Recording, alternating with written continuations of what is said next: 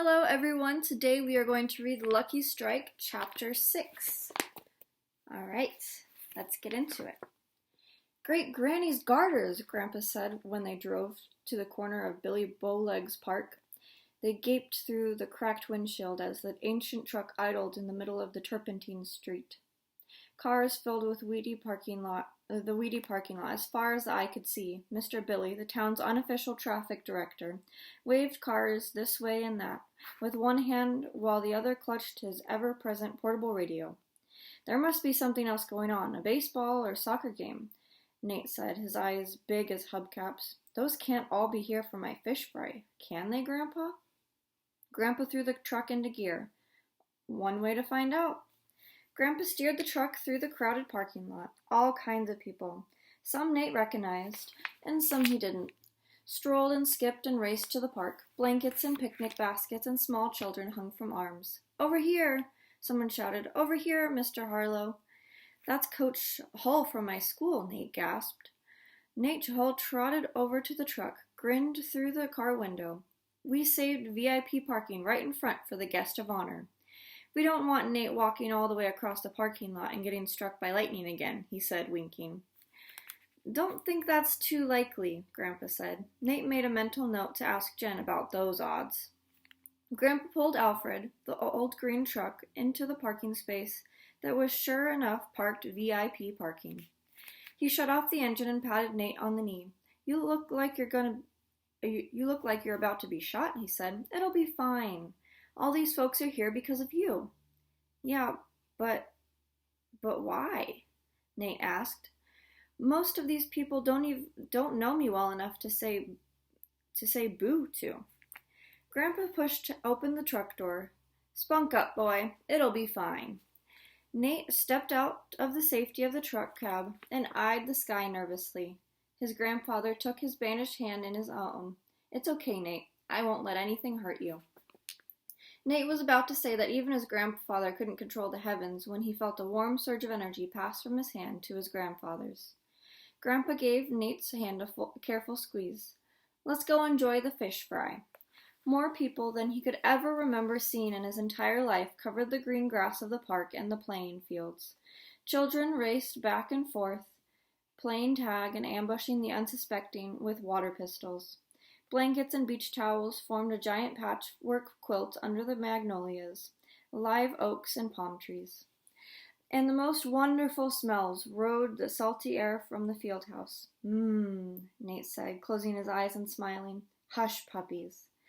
He could taste one of those wondrous golden, deep fat-fried balls of cornmeal, egg, chopped celery, and onion, creating a symphony of joy in his mouth. Suddenly, two squealing, bouncing things grabbed Nate's hands. "He's here! He's here!" Ruth and Rebecca nearly turned inside out with excitement.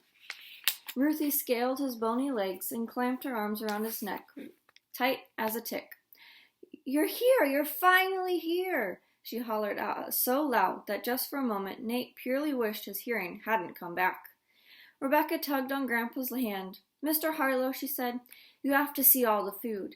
Daddy says the folks of the church have outdone themselves and glory."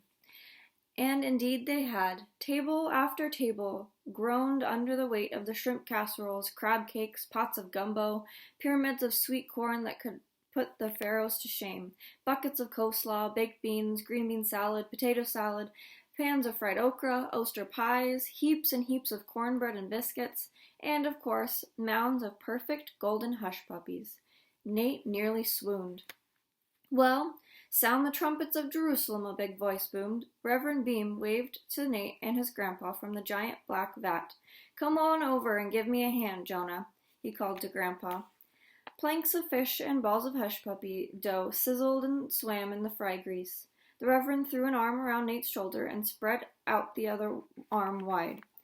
"Folks as far as the eye can see," he said. "Hungry folks. All the more willing to pay $6 a plate to help you pay your hospital bill." "I'd never have believed it," Grandpa said, shaking his head. "I didn't think there was this many people in all of Paradise Beach." "Oh, there's lots more people here than just Paradise Beach folks," Rabbi Levine said, as he lifted platters of fish and hush puppies. I know for a fact some have come all the way from Port St. Joe, Apalachiola, East Point, and as far as Wichita. Reverend Beam narrowed his eyes and nodded his head. And they're all hungry.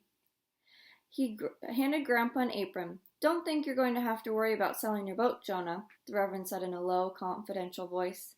Now tie this apron on and help me round up the fish and puppies. We've got multitudes to feed.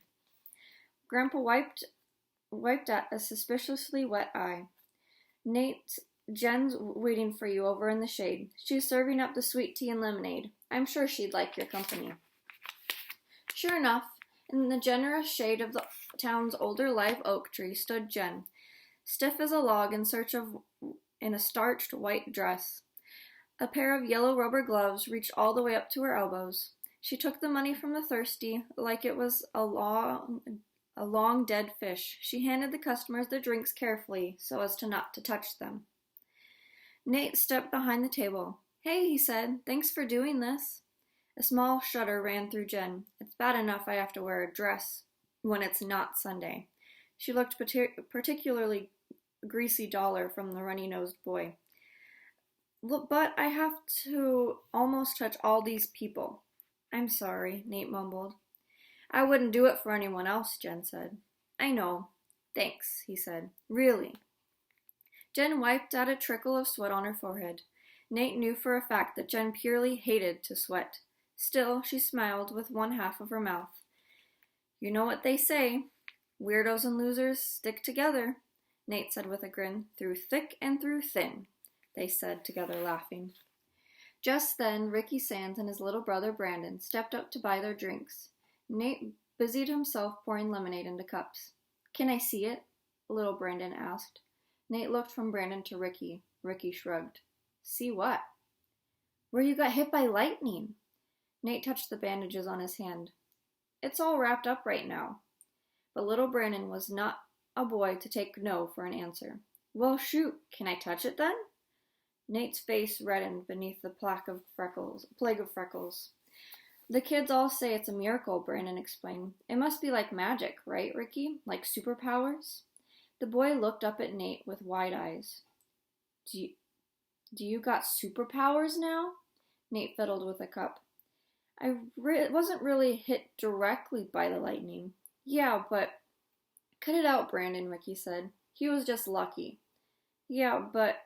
Ricky grabbed the back of the little boy's shirt. Sorry, Ricky said to Nate as he dragged his brother away. Nate about dropped the cup of lemonade in his hand. Ricky Sands said sorry to him? Jen laughed. So now you are the miracle kid, she said. Do you feel like a miracle, Nate? He shook his head. I never in a million years thought Ricky would apologize to me. That's a true miracle.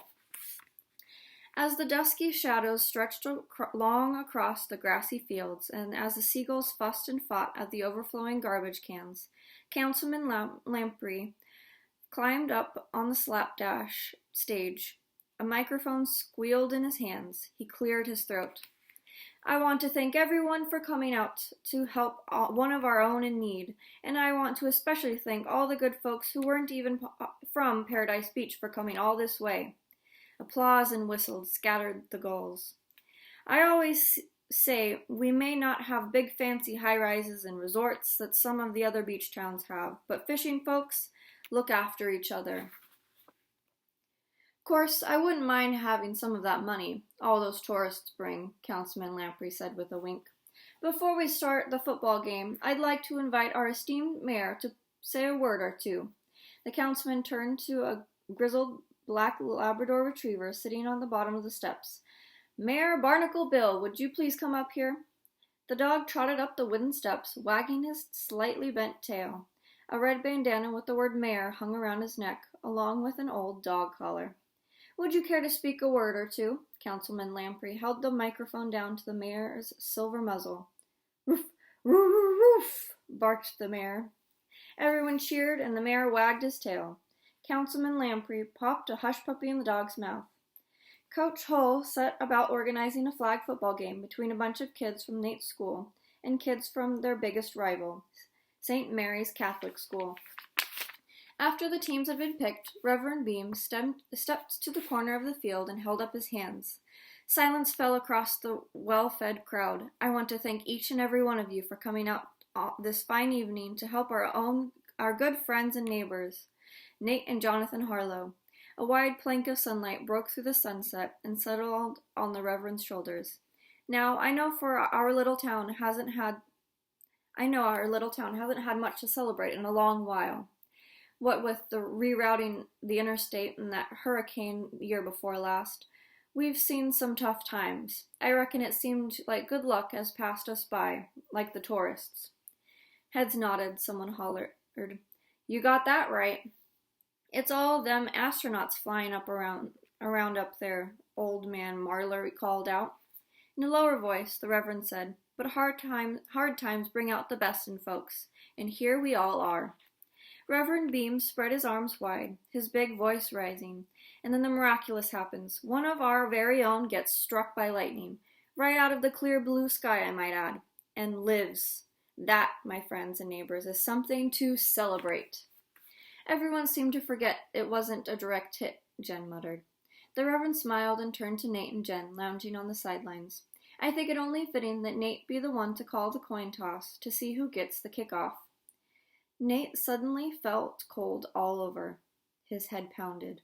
The Reverend continued, and I'd like Nate's best friend, my lovely daughter Genesis Magnolia Beam, to toss the coin. Jen shook her head frantically. The Reverend reached down for them. Come on up, you two, he said. Let's get this show on the road. Despite the fact that Nate did not want to cause Ricky's team to lose, and the last thing Jen wanted was a million eyes watching her, when the good Reverend Beam reaches his mighty hands down and calls you forth, all you can do is go. Okay, boys, Coach Hall said. Normally one of you'd pick heads or tails, but this time, Nate will pick. Coach sighed and shook his head. Ricky, if by some miracle Nate actually wins the coin toss, our team will get to kick off. If not, well... He patted Ricky's shoulder and said under his breath, Sorry, son. Coach turned to Nate and Jen. Ready? The two friends stood in the middle of that field, the last of the sun's rays shining wide upon them. Nate looked nervously at the clouds gathering out over the gulf. Jen picked at her eyebrow. Ready, Nate? Nate was purely not ready. He glanced across the field, his eyes searching and then finding his grandfather. His grandfather gave him a thumbs up and a weak smile. You can do it, Nate, Miss Trundle called. He figured he might as well get this public humiliation over with. He touched the rabbit's foot in his pocket and nodded. Flip it, he said. Genesis Beam was probably the best coin flipper in all of Franklin County. The coin flipped end over end over end, higher and higher towards the sky. When it reached its highest point and hung there suspended as if by wings, Nate took a deep breath. Then the strangest feeling washed over him, a warm, glowing certainty like he'd never felt before. It was not frightening. It was true. Heads, he called out with all the confidence he had never felt in his 11 years and 1 week on this earth. It'll be heads. A hush fell over the crowd as Jen caught the coin, slapped it on the back of her hand, just like she had done 100 million times before. But this time, when Jen lifted the hand covering the coin, she gasped. Her mouth fell open. Then it closed and opened again, like a stranded fish. What's wrong with that weirdo? Someone on the other team muttered. Jen, hissed Nate, make the call. She held out her hand, trembling for Coach and the good Reverend Beam and all the world to see. Heads, she called out. It's heads! Ricky Sands whooped. He and everyone else on the team grabbed Nate and hoisted him into the air like he'd just single-handedly won the football game. A curious wind off the gulf stirred the wind chimes in the tall pine next to Mr. Wood's trailer. The wind carried the whoops and hollers from the crowd at the fish fry, and the heave and sigh of the waves upon the shore. Toots and Monk, listening with their oversized Chihuahua ears, heard the splash of a pelican diving beneath the waves to catch its own supper. And there, just there, the faint thrum and beat of 100 flippers stroking and surging their way many miles away through the green waters of the Gulf of Mexico. The flippers belonged to loggerhead turtles. Some turtles were returning to the white sand beaches for their birth for the first time to lay their eggs. These turtles were young and 20 years of age. Other turtles had returned many times before. Young or ancient, it didn't matter. The moon and the currents and the agreement older than time pulled them to the sugared dunes of Paradise Beach, where they would pull themselves upon the shore, dig their nests, lay their eggs, and, by the light of the full moon, return to the sea. All right, that's it for Chapter 6. We'll read Chapter 7 next time. See you then.